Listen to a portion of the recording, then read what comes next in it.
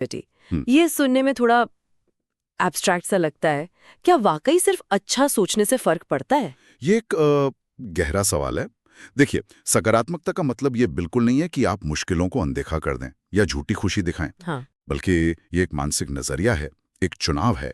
Research ही बताती है कि जो लोग क्रॉनिक बीमारियों से जूझ रहे होते हैं, उनमें पॉजिटिव एटीट्यूड स्ट्रेस कम करने में, मेंटल हेल्थ सुधारने में और यहाँ तक कि दर्द कैसा महसूस हो रहा है, उसे भी प्रभावित कर सकता है।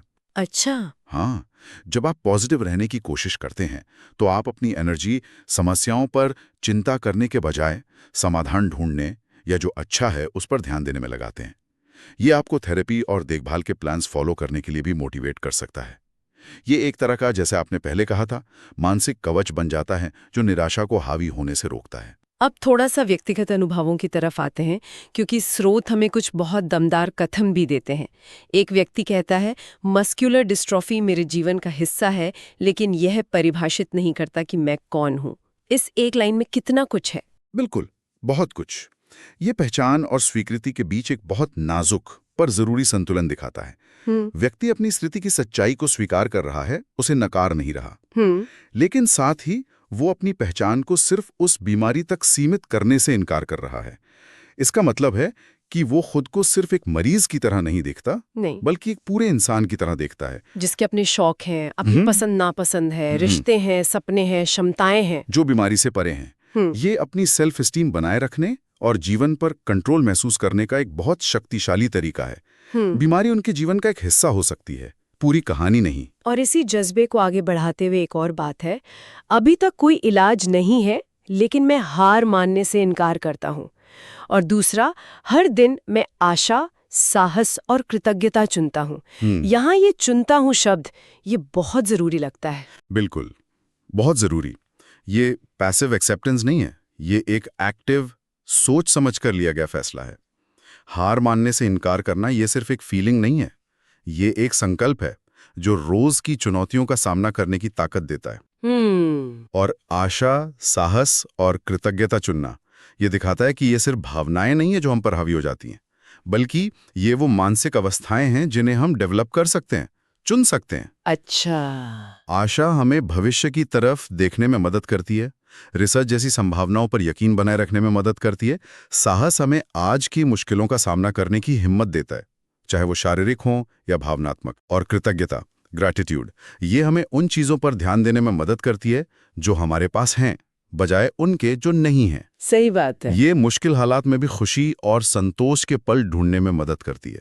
ये इंसान के लचीलेपन, उसकी रेजिलियंस का एक अद्भुत उदाहरण है। ये सब सुनने के बाद स्रोत से मिला ये आखिरी विचार बहुत गहरा लगता है। अगर आप इसे उस तरह से देखने का फैसला करते हैं तो जीवन अभी भी सुंदर है। हाँ, ये सिर्फ पॉजिटिविटी नहीं, ये तो जीवन जीने का एक तरीका, एक फिलॉसफी जैसा लगता है। हाँ, बिल्कुल। ये दिखाता है कि हमारा नजरिया, हमारा एटीट्यूड असलियत को बनाने में कितनी बड़ी भूमिका निभाता है। परिस्थितियां मुश्किल हो सकती हैं, चुनौतियां असली हैं, इसमें कोई शक नहीं। हाँ। लेकिन उन परिस्थितियों पर हमारी प्रतिक्रिया क्या है, हमारा नजरिया क्या है, ये हमारे अनुभव को बदल सकता है। जीवन सुंदर है, ये कहने का मतलब ये नहीं कि सब कुछ आसान है या दर्द नहीं है, नहीं, बल्कि एक चुनाव है कि मुश्किलों के बावजूद अच्छाई को, प्यार को, रिश्तों को, छोटी छोटी खुशियों को पहचाना जाए और उनकी कद्र की जाए। ये दिखाता है कि खुशी बाहरी हालात पर ही पूरी तरह निर्भर नहीं करती, काफी हद तक ये हमारी अंदरूनी स्थिति और हमारे चुनावों पर निर्भर करती है। ये कंट्रोल की एक शक्तिशाली भावना देता है। तो इन सब बातों का निचोड़ क्या निकालें? इन छोटे छोटे स्रोतों ने हमें क्या सिखाया, क्या मुख्य बातें रहीं? अगर हम इन सब धागों को एक साथ जोड़ें तो कुछ बहुत महत्वपूर्ण बातें सामने आती हैं। पहला, हमने बेथलेम मायोपैथी के वैज्ञानिक पहलू को समझा कि ये कोलेजन 6 जीन से जुड़ी एक दुर्लभ, धीरे धीरे बढ़ने वाली स्थिति है जिसका फिलहाल पक्का इलाज नहीं है, लेकिन हाँ, जीन थेरेपी और क्रिस्पर जैसी तकनीकों पर आधारित भविष्य के इलाजों के लिए जोरों से रिसर्च चल रही है। दूसरा, हमने सीखा कि इलाज ना होने पर भी बहुत कुछ किया जा सकता है। फिजियोथेरेपी, अच्छी देखभाल और एक सकारात्मक नजरिया, ये जीवन की गुणवत्ता बनाए रखने के लिए अनमोल हैं। बिल्कुल। तीसरा और शायद सबसे गहरा सबक, वो है इंसानी जज्बे की ताकत।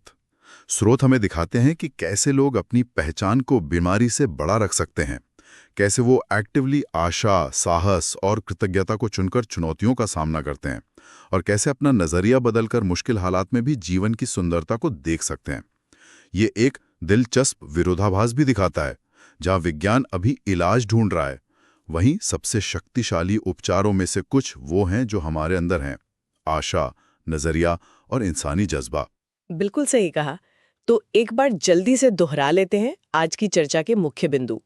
Bethlehem myopathy collagen V6 gene में बदलाव से जुड़ी एक दुर्लभ मांसपेशीय बीमारी है। अभी स्थायी इलाज नहीं है, पर भविष्य के लिए जीन थेरेपी जैसे क्षेत्रों ने रिसर्च उम्मीद जगाती है।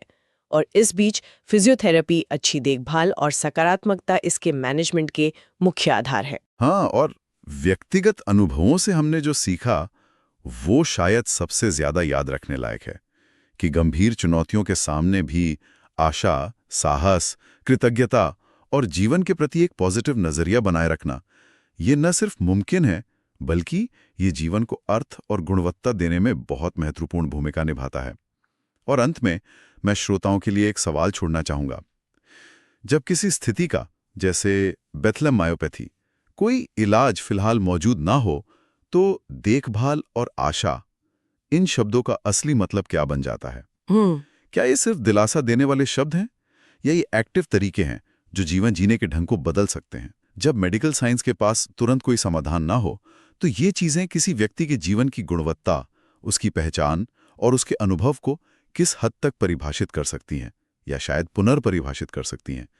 इस पर सोचना हमें स्वास्थ्य और मानवीय अनुभव के गहरे रिश्तों को समझने में मदद कर सकता है। बहुत विचारणीय प्रश्न है, और इसी प्रश्न के साथ आज की इस गहरी पड़ताल को यहीं समाप्त करते हैं। हमारे साथ जुड़ने के लिए धन्यवाद। धन्यवाद। हाँ।